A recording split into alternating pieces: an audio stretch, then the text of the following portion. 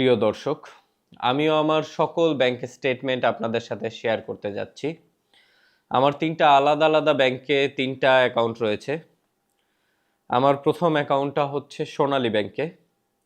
এই অ্যাকাউন্টে আমার বর্তমান ব্যালেন্স হচ্ছে ১২ পয়সা।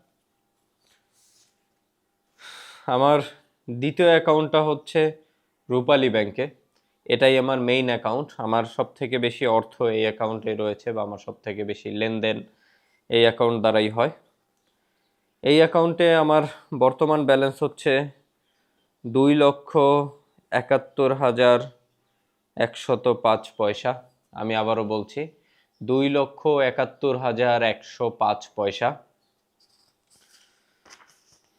আমার তৃতীয় ব্যাংক অ্যাকাউন্টটা হচ্ছে পূবালী ব্যাংকে।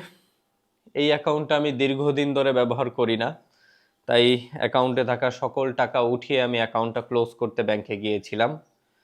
তারা তো আমাকে কোনো টাকা দিলই না, বরং আমার কাছ থেকে উল্টো ৫৭২ টাকা দাবি করলো।